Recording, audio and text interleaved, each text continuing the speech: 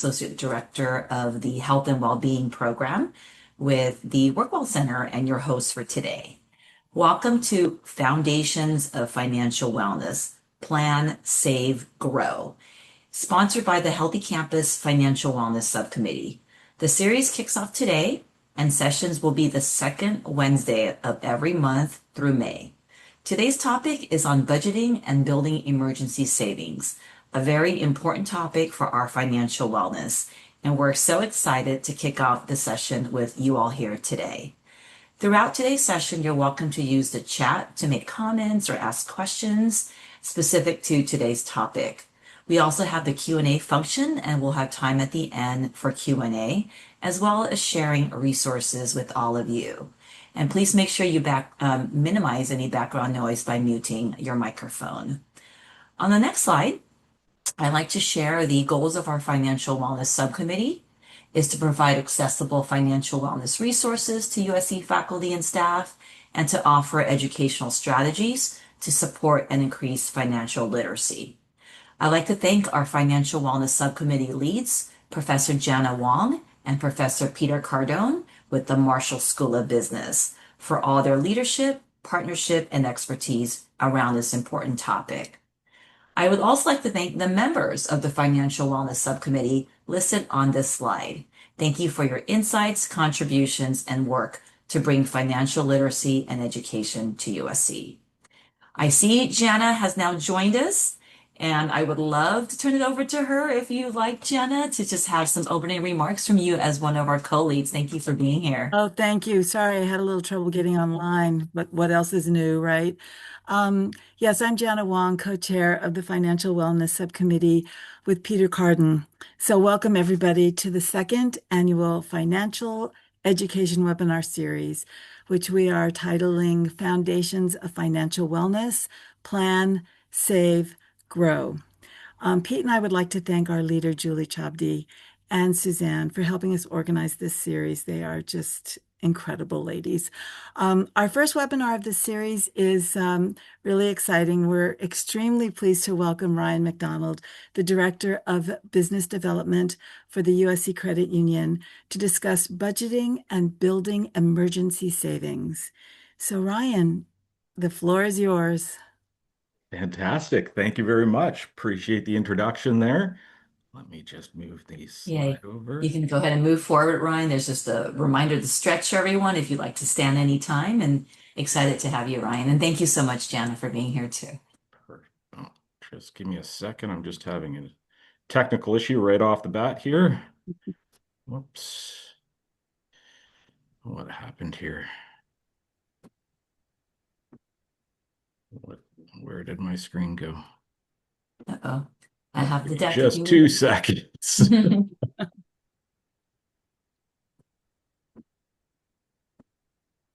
I wish Zoom would just go? quit changing their stuff because I never find new things on, it Yep, confuses that me. button has changed on me there. Give me just Yeah, a second. There we go. The placement, perfect. good.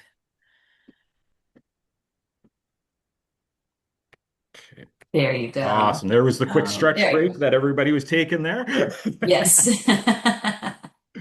Fantastic.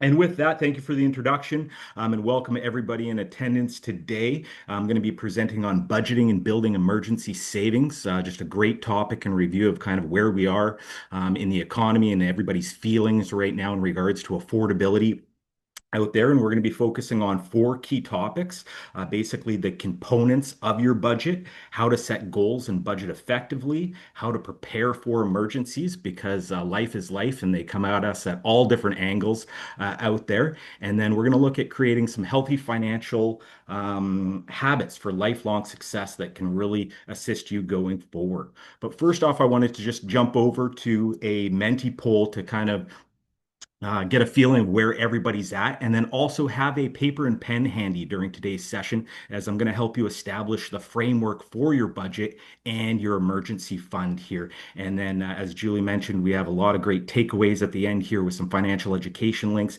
and a workbook that you can take back and work on your own personal budget there. So let's pop over to our Menti poll, and everybody can just join via their phone or log in here. Just give me a second to pull that up. We go right here. Perfect. So you can just utilize the QR code on your phone or just log into Menti and utilize the number there, 8339-6365 there. And first question, just wanted to get everybody's input on is who's driving your budget right now? Is it you or is it your expenses? How are we in control or are we out of control here? Because I know specifically myself, a lot of the time my expenses can drive my budget and I'm trying to rein that in. So wanting to get a feeling of how everybody's doing out there as well.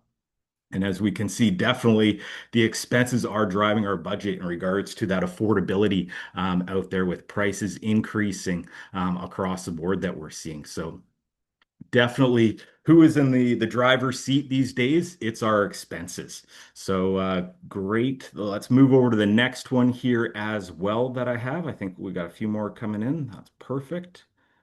And then, do you have an emergency budget? Is this something that we didn't realize we needed to even save for? Or is this something that we have been setting aside for? So, this is great to see right off the bat. A number of people have an emergency budget. This is really great to see.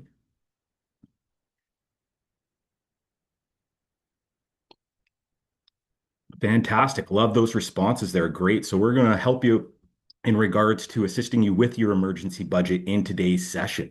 And then lastly, just where is your emergency savings? Do we actually have a savings account set up specifically for our emergencies? Do we have overall that within our overall savings?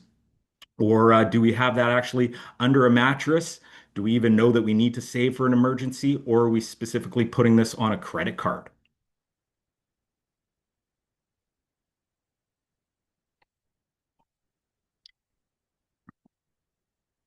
Great to see. The one I never want to see, but typically always pops up is under my mattress. So it's great that that hasn't popped up yet. I will note the one example I did have a client a number of years ago in regards to having their large majority of their savings in their house and their house burnt down. So sometimes not the best place to put the money under a mattress in the house, have it in a savings account, and really great to see that a lot of people are taking advantage of that and actually have that segmented off from their overall savings there. So fantastic responses across the board. It's great. We only have one person there that, oh my gosh, I really need to save for an emergency. Didn't think about this, but we always need to continually thinking about this and then making sure that we're not putting these emergency expenses on a credit card when they pop up. So let's jump back into our slides. These are some great responses from everybody here. Just give me a second to pop us back over.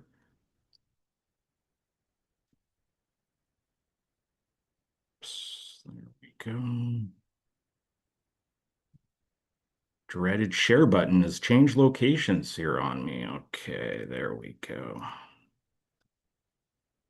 Fantastic. So, jumping into the importance of our budget here, why specifically we need one, it really provides us direction across the board. It's going to give us our plan in order to achieve our goals. And that's the key focus of our budget. It's really going to educate us. It's going to reveal waste, truly determine where our money is going. As we all know, it's so easy to utilize your credit card or your debit card just for multiple expenses during the day, cup of coffee, lunch, snack, it can get out of control very quickly. So we want to make sure we're creating new habits in regards to where our money can be going and really want to reduce our stress. It's all the impact on our financial well-being here, putting us in the driver's seat of our budget. So what are the components of the budget that we need to look at here? We're looking at our income, the gross versus net. That gross is the total amount that you're receiving in regards to your pay, but you have all of your deductions coming off that gross. We have our retirement savings that are going in there with USC. We have our medical deductions and our additional benefits. So our net income is directly the income that we're receiving that's being deposited into our bank account. So we have the difference in between our gross income and then our net income. Then we have our fixed expenses that we know what they're going to be on a monthly basis, but we're also going to have variable expenses that are going to change on a monthly basis. And electricity and the cost of air conditioning during the summer is a great example of that. You're going to have discretionary expenses in your budget. You're going to also have unplanned expenses. They're going to pop up from time to time. And specifically today, we're talking about emergency budgets and how we can help tackle those unplanned expenses. There's going to be debt. There's going to be savings. And specifically, we have three buckets of savings, and one of them being our emergency fund that we're going to be looking at today. And then basically our surplus or deficit. What are we left at the end of the month? And how do we need to continually rejig our budget to make sure that we're in the surplus position and making sure that we're being able to achieve all of our budget objectives and our goals? So really, to start off, we want to make sure that we're establishing goals for our budgeting plan here. And a really great way to start off is to establishing your SMART goals, really wanting to be specific here, clearly stating what you want to accomplish. Is that saving for a home or a large purchase? Is that saving for retirement? Is that specifically saving for your emergency fund? What is that specific goal there? And you're going to have multiple goals across the board, and you're going to have to make sure that you're basically achieving all of those goals at the same time. And we just don't want to focus on one goal at one time. We need to focus on all of them all the time to make sure that we're saving for them. Want to make sure that we're being measurable, specifically including specific dollar amounts and what we're going to contribute each month. And truly, we want to be achievable, realistic, and timely in regards to these goals. Start small and we want to build from there. Don't want to get discouraged in regards to this at all. Okay, so next one is we have our great 50-30-20 plan, which is a great framework in regards to building your budget here. To utilize and follow. So 50% of your budget, that the money that's going directly into your account, whether that's biweekly or monthly, 50% of that needs to go to your needs. 30% of that income needs to go to your wants, and 20% of that income needs to go to your savings. So let's grab that pen and piece of paper that we have handy on our desk there. And let's just kind of start building that framework of what we need to look at here. So, think about what your monthly net income is, write that down. And now we just want to multiply it by each of our categories. So take your monthly net income and times it by 50%. That's the income that you can allot towards your needs. Then you're going to take your monthly income once again, you're going to times it by 30%. That's the amount of wants that we have available that we can spend within our monthly budget. And then you're going to take once again your monthly net income that you have coming into your account and times it by 20%. And that's going to be the focus of savings. So we should now have three categories and dollar amounts specific to your own personal income in regards to those dollar amounts of 50% being your needs, 30% to your wants, 20% to your savings. Now hold on to those numbers and we're going to go through and work with those in the next couple slides. So first off, that 50% needs category. So we have our number in place, and now we need to start thinking about all the specific items that we have in our needs. This is the largest number of expenses that we have. So we have rent, including all of the items there, water, electricity, gas, and parking. We have food. And now I'll just stop there because usually this top taps most people out of 50% of their budget right away. And we still have a whole bunch of other items here, such as cell phone, even internet. You have a car versus public transportation and the costs there. We have personal care, we have health care, and we need to make sure that we have our minimum debt payments covered. So there's a lot of items in this needs category. That 50% of your income, as I said, most people top out right away in regards to the first couple items being rent and food. So we'll take note of that, and then we're going to come back to this in a little bit. Our next one Ryan, here, Ryan, before yes. you move too far forward, and people are following along, can you clarify, is it gross or net that you're Oh, talking we're about for the utilizing 50, the 30, net. 20 So the amount that you're net? receiving into your bank account on a monthly basis. Okay, great. So Thank that you. that income that's coming in on a monthly basis, what can you spend out of that? 50% for your needs, 30% to your wants, 20% to your savings. So we've got that needs category. We're probably a little over 50% is going to be my assumption right off the bat. I know my budget is in regards to rent and food and just my transportation costs right off the bat. Now we're looking at our wants category. That's 30%. And within this category, you can fit in your clothes, streaming services, dining out, hobbies, events, shopping, and travel. And take note, we're putting in, 30% of our net income kind of within these categories. But going back to the last slide that we looked at our wants, we were probably over 50%. So we're going to need to shrink this wants category in regards to a number of these items. And we're going to look at that in just a little bit. Our last one here is basically 20% for our savings, really making sure that we're focusing on our three savings buckets. That's our retirement, or sorry, that's our emergency fund, our short-term goals, if that's purchasing a car, purchasing a home, any large purchase there. And of course, always making sure we're focused on our retirement. In regards to the amount of savings here, breaking up that 20%, you're probably looking at about 2.5% of your monthly net income going towards your emergency fund. You're probably looking at about 5 to 7.5% focusing on short-term goals, saving up for that first-time home, saving up for maybe an investment property, something that's going to be an asset to you, that's going to help you in regards to your financial holdings there, and then probably at least 10% plus in regards to your retirement.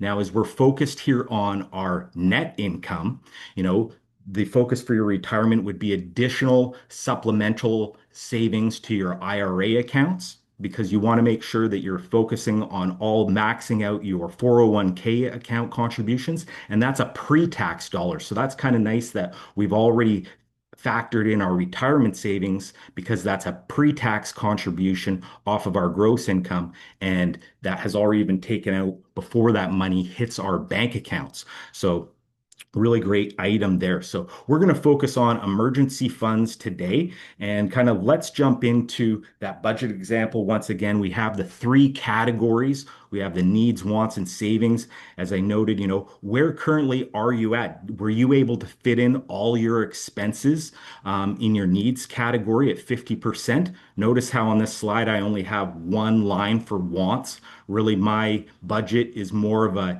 80-20, 80% in regards to my needs and 20% in regards to my savings, making sure that we're never sacrificing our savings in regards to our wants.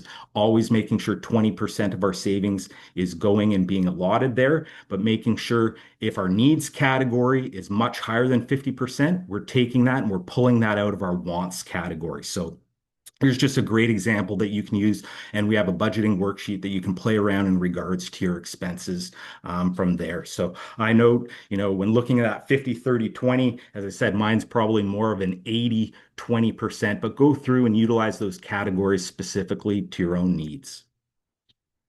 Now, here in regards to our emergency savings and what we're looking at today, an emergency budget is a specialized financial plan designed to cover the essential living costs and expenses during unexpected job loss. Really important here is it's focusing directly on maintaining shelter, food, utilities, and transportations, while truly pausing all non-essential expenses to avoid any debt here.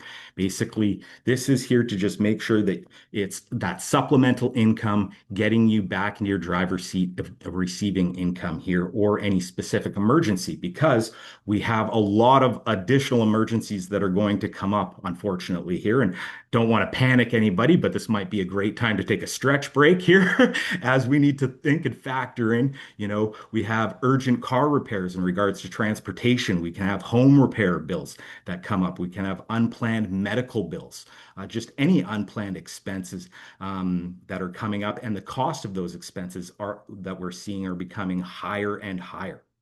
And then also we can have any short-term financial crisis in regards to that job loss situation. So really make sure we're not just focusing on kind of a job loss, but other emergencies that can come up that can be completely unexpected, and that can be large bills and completely throw our budget out of whack. Now, wanted to focus on basically starting that emergency bucket or budget, and what we can save, trying to not panic here, but focus on what's realistic. And actually, these are some great numbers to get you started here. $5 a day. We're just looking at kind of a cup of coffee here. We can save $35 a week. We can save $140 a month, and that's about $1,700 a year.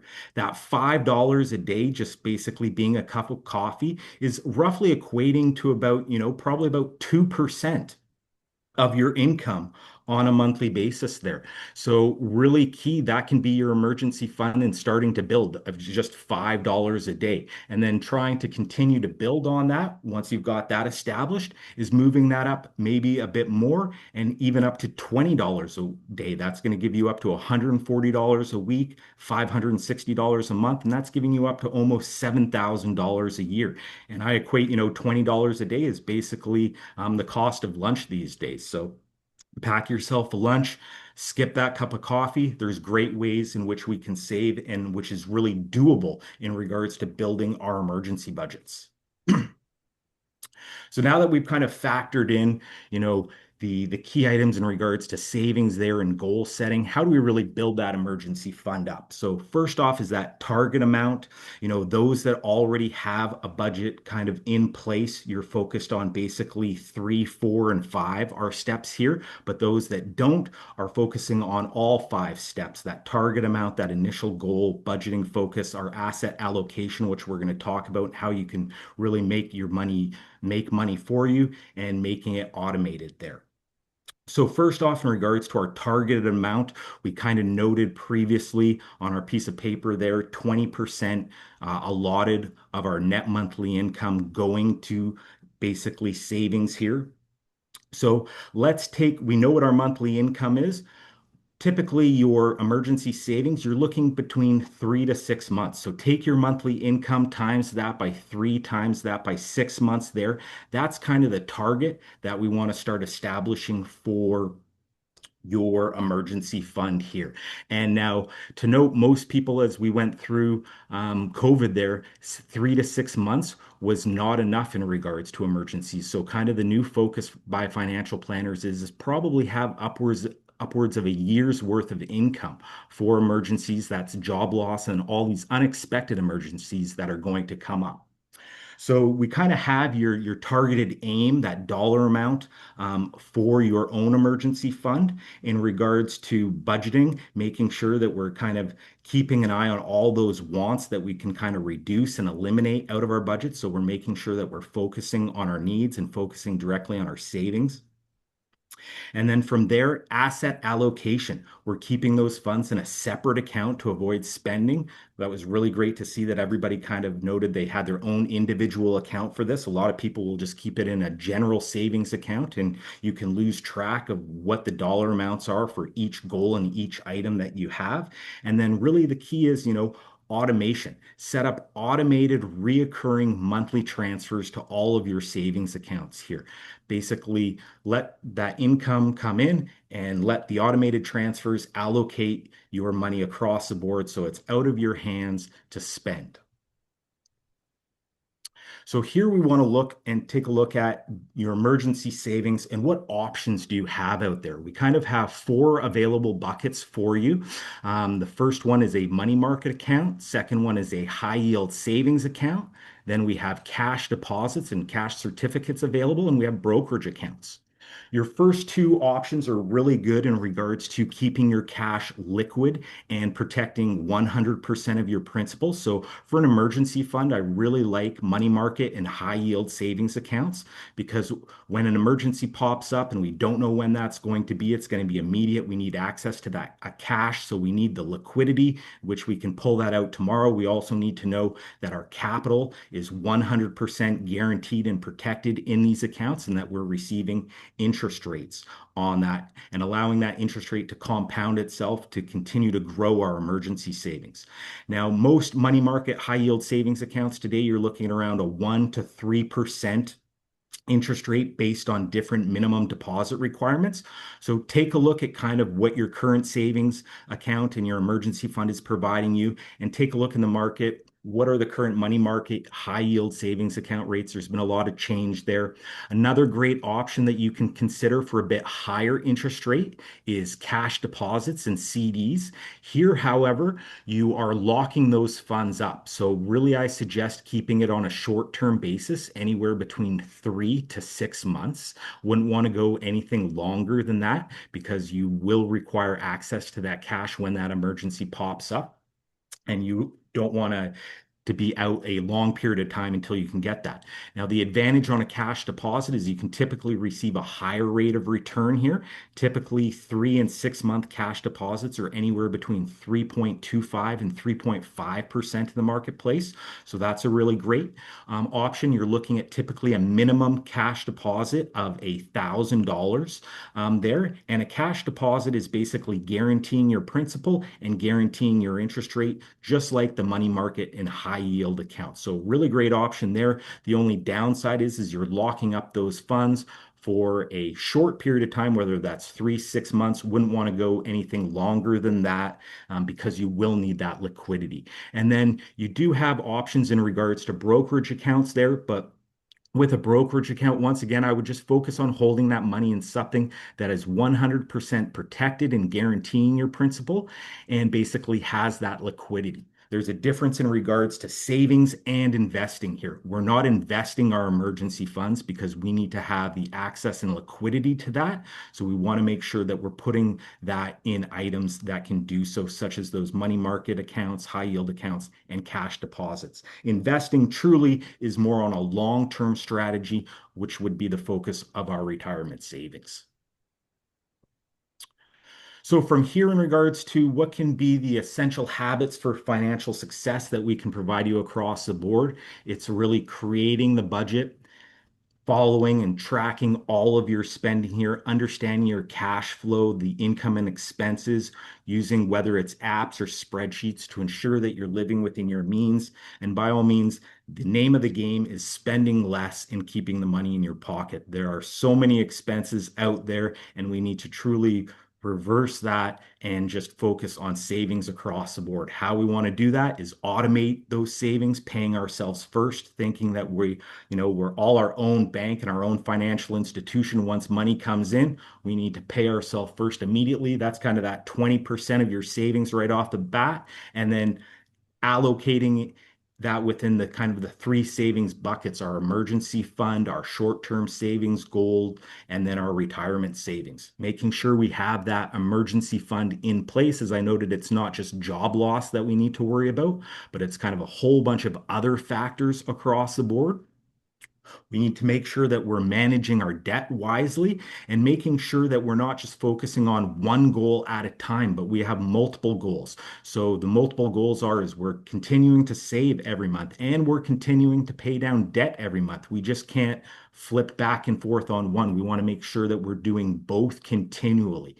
We want to make sure that we're investing in our future, investing in our retirement savings, because the key with money is basically the time value of money and allowing compound interest to work itself and allowing money to make money on its money. So that's the focus there. And then regular reviewing our financial goals, making sure that we have the right goals in place, that we're saving for those right goals. And most importantly, continuing our financial education, making sure that we're really reviewing all the great information that's out there and resources in regards to increasing our own financial well-being with financial education, really putting ourselves in the driver's seat and making sure that we're in control and not allowing our expenses to drive our budget across the board. So with that, also have some fantastic financial education that everybody can access through the USC Credit Union. This is all completely fee-free, whether you're a member or not. You can log in. We have some amazing courses that range from budgeting, credit, home ownership, buying your first car. So tons of great items across the board. So please check this out. And then at the end as well, we're going to be uploading a workbook which you can work through in regards to your own personal budget. And there's an example there. So lots of great resources across the board. And just want to thank everybody for joining us today and going through the last 35 minutes in regards to our webinar, so we can open this up for any questions here that we have. Thank you, Ryan. Super, super helpful and so practical for all of us. The worksheet should be being is dropped in the chat for all of you to access, and we'll be sending out slides and the recording afterwards. Okay, so we have a couple of questions for you. The first one is a general one. How does a budget work when income doesn't keep up with random increases in expenses that are out of our control? Absolutely. Great question there. So, really, there's only two things that we can do in regards to a budget. We can reduce our expenses, or our other option at the end of the day is we have to increase our income. So, the first item that we want to look at is basically how many expenses can we reduce off the table as much as possible. After that, and we get to our budget and we're still in a deficit position, our only true option is really looking to increase our income there.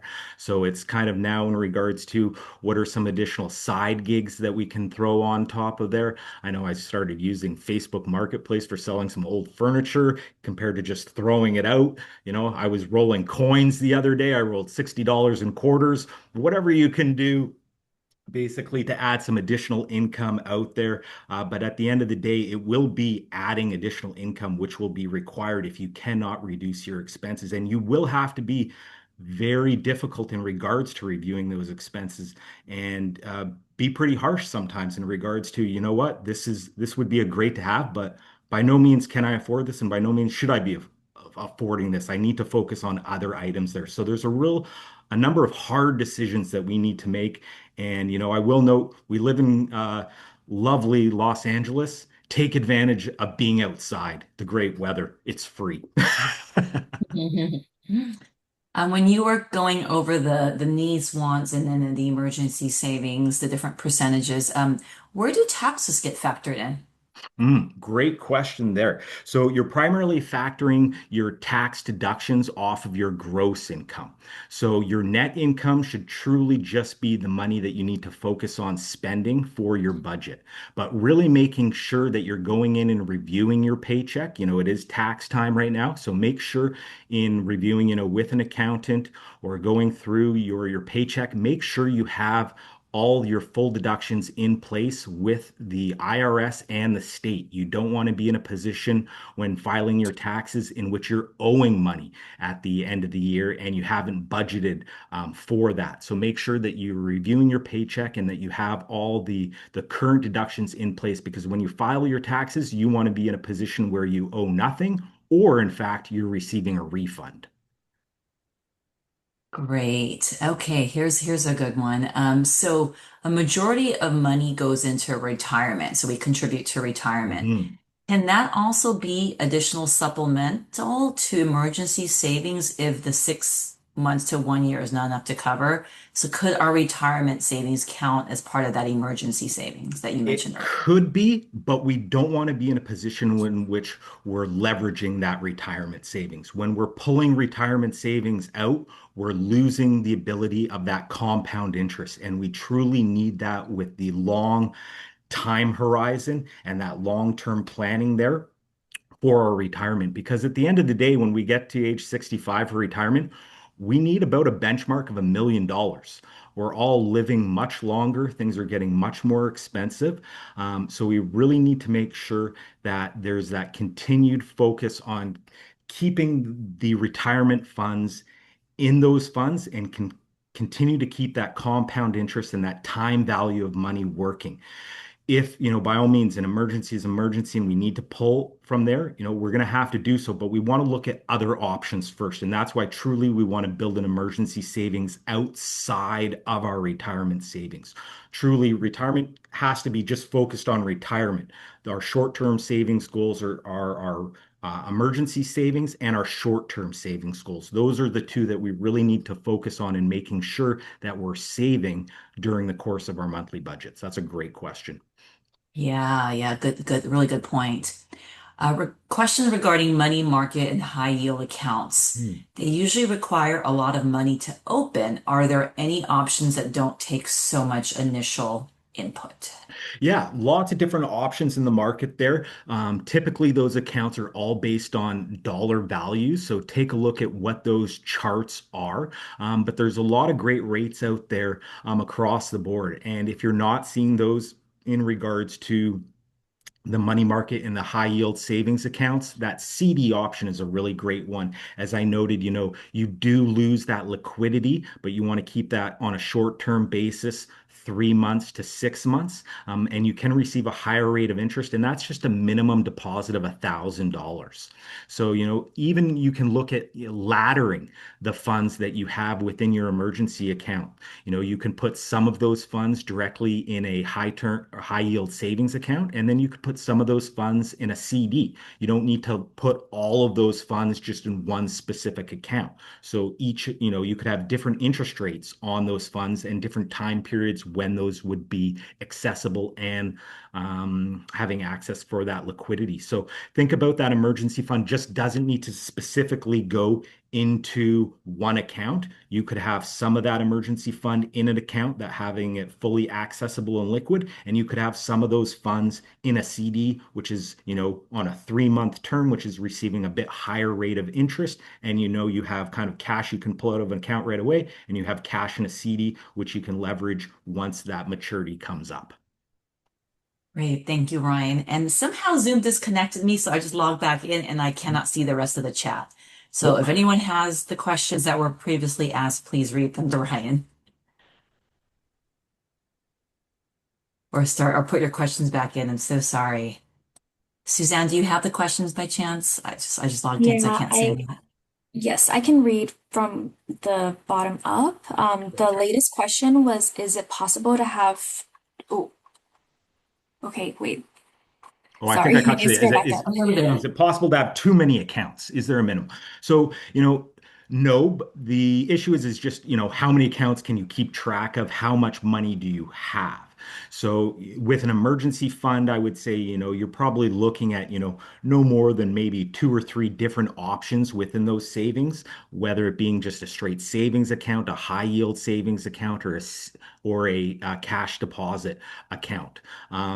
Really, you could have multiple, if you have a large amount in your emergency fund, you could have multiple options there, but just making sure that you have that cash liquidity built up in regards to the different time periods within those accounts there. And you want to make sure just of what those account fees could be as well. You don't want to have account fees eating up into your emergency budget or any other savings accounts that you're utilizing. Okay, I'm back here. The Perfect. questions have come back. Okay, how do you budget for items such as property taxes or car insurance payments, which are bi-yearly? Would you prorate or how would you factor that in? Perfect. Great question. This has come up actually directly in my own budget because my car insurance just came up and it was for a 6 month period. And I could have done a monthly payment, but in setting up that auto pay, they wanted to charge me an additional $6 each month.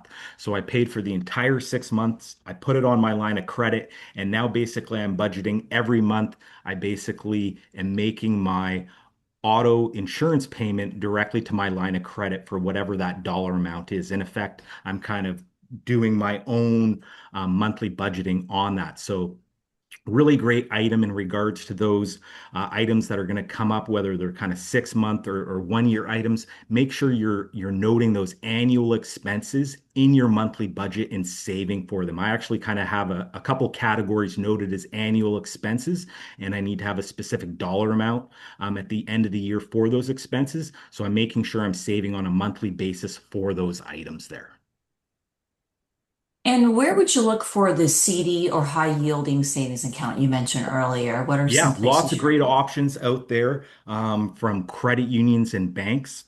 Definitely take a look at the USC Credit Union. We have some great options for you in regards to interest rates there, but there's a lot of great options across the board in regards to all financial institutions. I just like the credit union space because typically under the cooperative principles and the focus on being non-for-profit, they can typically provide you a little bit better rate and lower accessibility in regards to what those minimum deposits can be.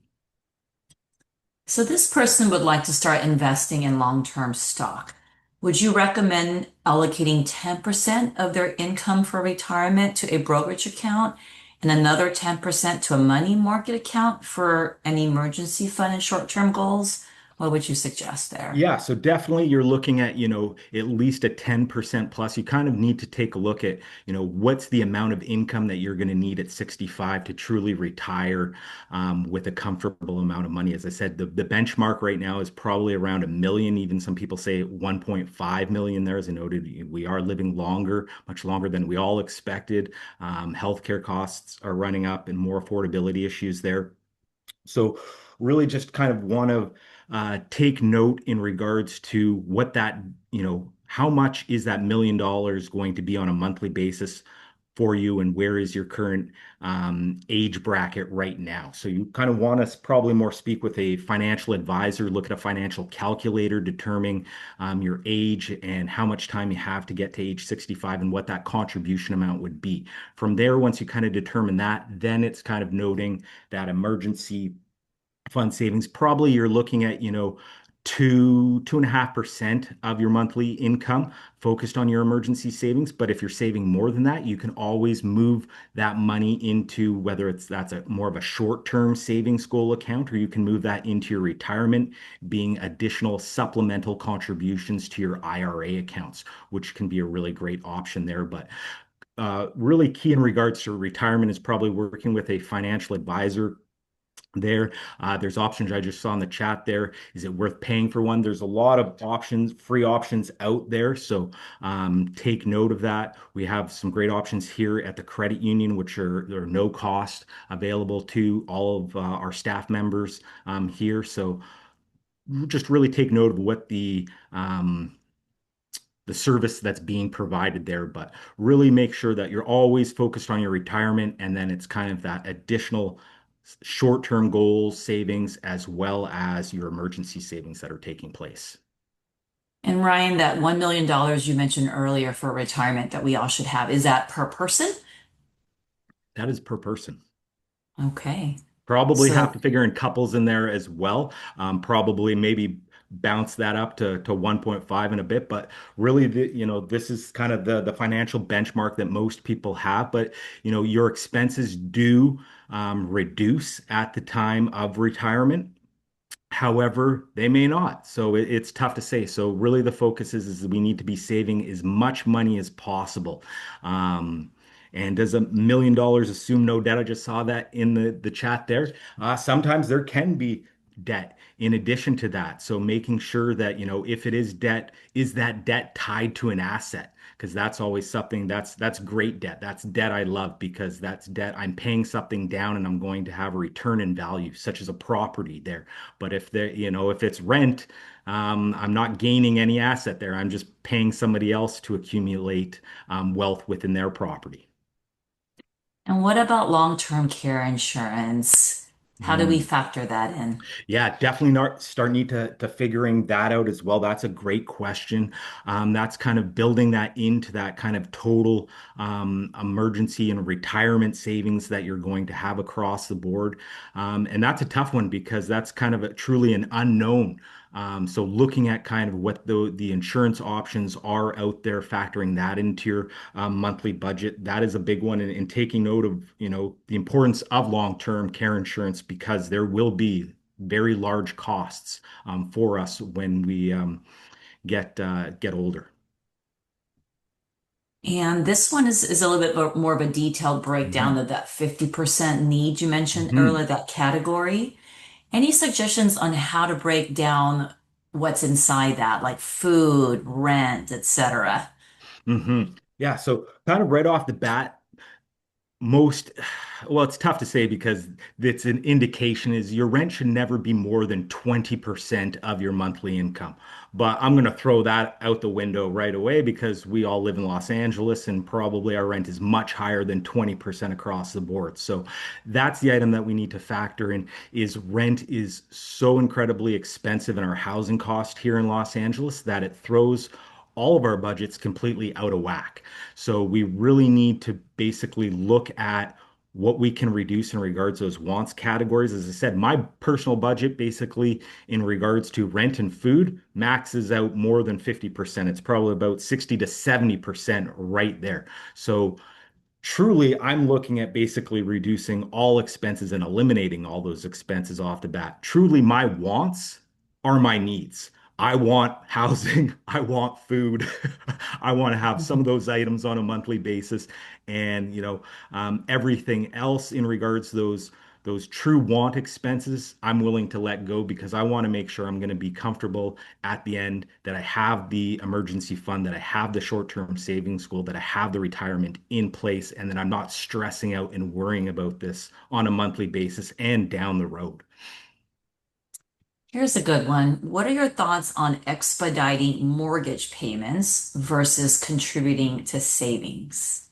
Oh, great question. Because in regards to expediting your mortgage payments there, you're increasing your equity in your home. But noting here, it's going to be all about cash flow. Because once you put that money on your mortgage, basically you don't have access to it. You can have access to it by getting a home equity loan, or refinancing your mortgage down the road. But contributing that towards savings gives you that liquid ability. So in effect, I would say both are great options, and I would do both. I love multiple goal setting here because I never just want to focus on one item. We need to take that money and we need to break it down and allocate it into all bunch of different goals. So we're always continuing on a monthly basis. So that's a great question. I would increase my mortgage payment if I had the ability to do so, and I would continue to contribute towards my savings. Great. Any other questions? These are amazing questions.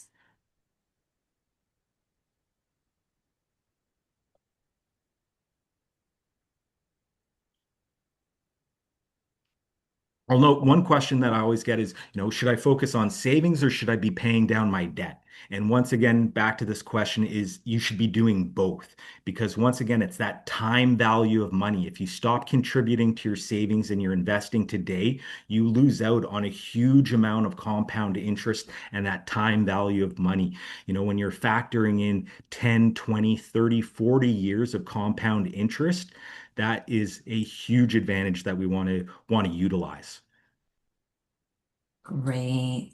Well, it seems like that may be all of the questions we have, Ryan. Thank you so much. Oh, Oh, I one more have just came in yeah, here. I have one. Oh, go ahead, Ian.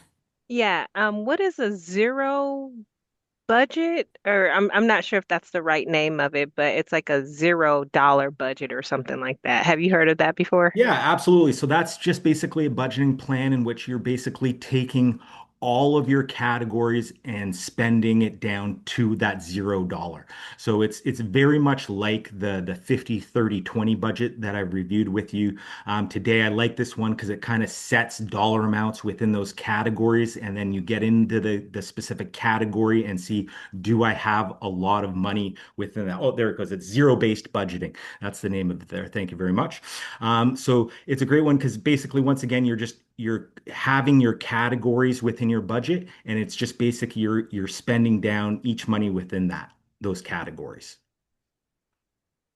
And last question here. Is there guidance on how much money to keep in savings rather than investing, like percentage wise?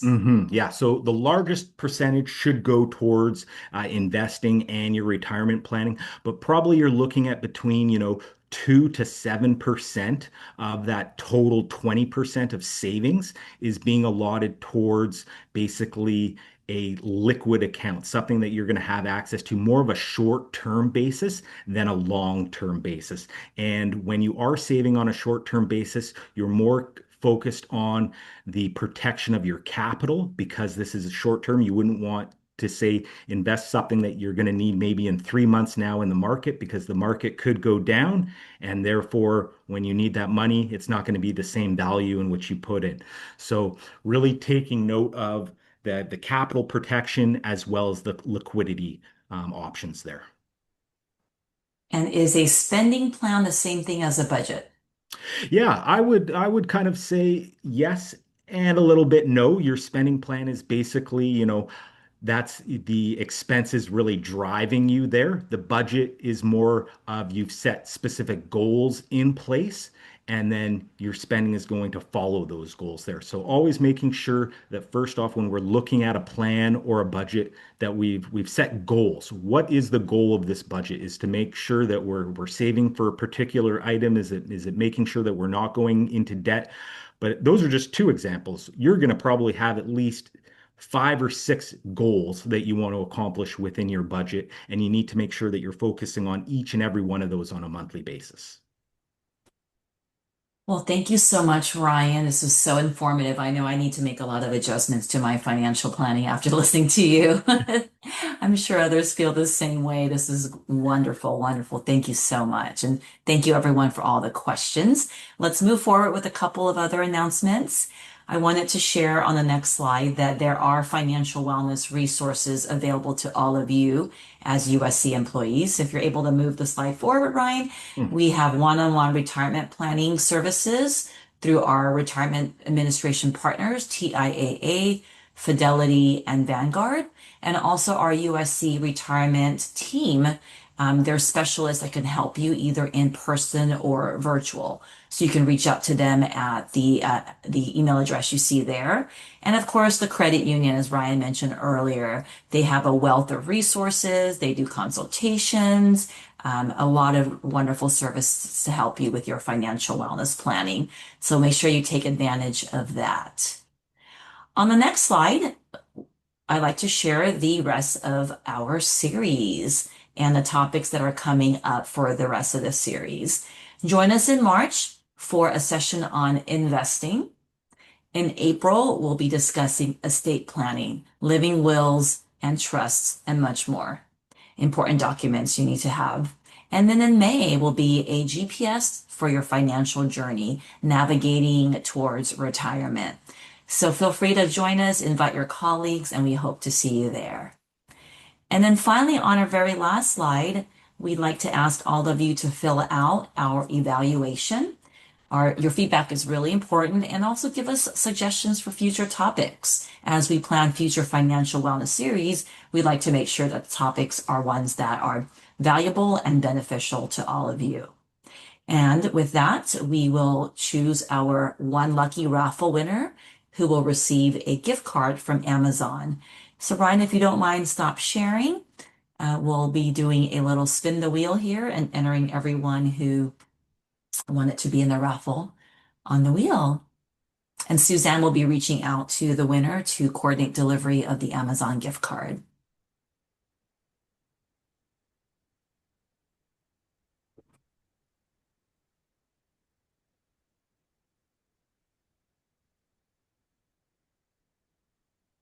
Melissa Demakali is our lucky winner. Congratulations, Melissa.